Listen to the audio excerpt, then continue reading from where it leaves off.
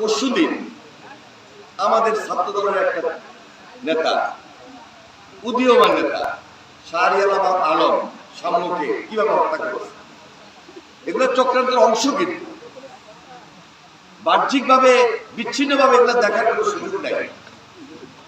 কেউ কেউ এই পরিবেশটাকে গোলাটে করতে চায়। এরপরে দেখেন জগন্নাথ বিশ্ববিদ্যালয় থেকে একটা মিছিল আসছে।